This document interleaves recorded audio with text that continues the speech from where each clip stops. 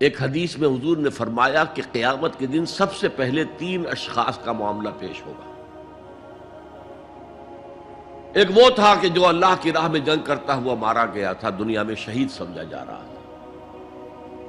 ایک وہ تھا جسے اللہ نے علم بہت دیا تھا اور اس نے علم کو پھیلایا، خوب پھیلایا۔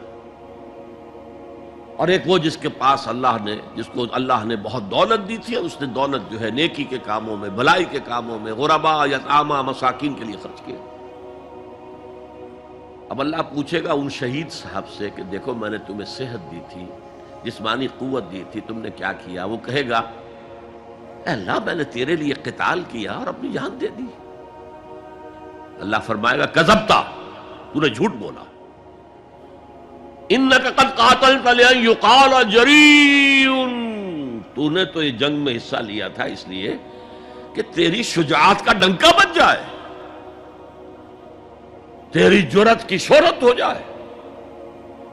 وقد قیلا، وہ کہا جا چکا، اب یہاں تمہارے لیے کچھ نہیں ہے۔ اور فرشتوں کو حکم ہوگا اور اوندھے منہ گھسیٹتے ہوئے اس کو جہنم میں ڈال دیں۔ یہی حشر ہوگا اس عالم کا، تو نے وہ نیکی کا کام کیا تھا، لأن یقال عالم، کہا جا چکا دنیا میں، ڈنکا بج چکا تمہاری شہرت کا۔ اب اس میں نوٹ کیجئے، اگر کسی عالم کے علم کا ڈنکا بج جائے، اس کی اپنی نیت وہ نہیں تھی تو اس کے اندر کوئی خرابی نہیں ہے۔ یہاں معاملہ نیت کا ہے۔ اگر نیت یہ ہو کہ میرے علم کی شہرت ہو جائے، میرے ہاتھ چومے جائیں، مجھے نذرانے پیش کیے جائیں، تو پھر وہی حشر اس کا ہوگا کہ اوندھے منہ گھسیٹ کر جہنم میں ڈال دیا جائے۔ یہی حشر اس سخی کا ہوگا جس نے سخاوت کی تھی، جس کی سخاوت کے ڈنکے بج گئے تھے، اس کا بھی یہی حشر ہوگا۔ تو انما الاعمال بالنیات،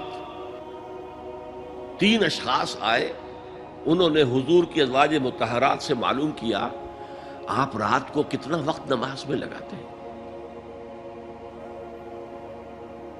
آپ مہینے میں کتنے نفلی روزے رکھتے ہیں۔ اب جو کچھ انہیں بتایا گیا، حضور کی زندگی کھلی کتاب تھی،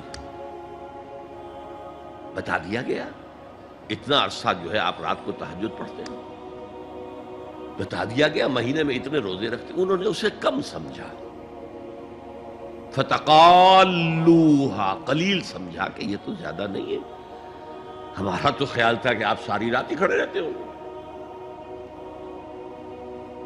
لیکن اپنے دل کو مطمئن کرنے کے لیے کہ حضور کی کہیں توہین بھی نہ ہو جائے، کہا جی انہیں تو ضرورت نہیں ہے، وہ تو معصوم ہی ہے، ان کی خطائیں اول تو ہوتی نہیں، اگر کوئی ہے بھی تو اللہ نے کہہ دیا قد غفر اللہ لک ذنبک ما تقدم منہا وما تاخر، اللہ نے تو معاف کر دی اگلے پچھلے سارے گناہ، میرے لیے یہ کافی نہیں ہے۔ ایک نے کہا میں پوری رات عبادت کروں گا، اپنی کمر بستر سے نہیں لگاؤں گا۔ دوسرے نے کہا کہ میں ہمیشہ ہر روز روزہ رکھوں گا، کبھی افطار نہیں کروں گا۔ تیسرے نے کہا میں کوئی شادی بیاہ نہیں کروں گا، یہ کھکیڑ میں نہیں پڑھوں گا میں۔ حضور کو خبر ہو گئی، آپ نے طلب فرمایا اور غصے کے انداز میں وہ الفاظ کہے کہ جو حضور سے بالکل متوقع نہیں۔ واللہ انی لاتقاکم واخشاکم، خدا کی قسم میں تم سب سے زیادہ متقی ہوں اور سب سے زیادہ اللہ سے ڈرنے والا ہوں، لیکن میرا طریق یہ ہے کہ میں رات کو سوتا بھی ہوں اور نماز بھی پڑھتا ہوں، میں روزہ رکھتا بھی ہوں، ناغہ بھی کرتا ہوں، میں نے شادیاں کی ہیں، متعدد ازواج میرے گھروں میں ہیں۔ فمن رغب عن سنتی فلیس منی،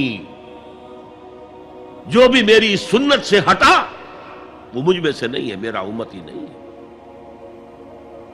تو نیکی کا جذبہ بھی حد اعتدال سے تجاوز کر کے بدی کو جنم دے سکتا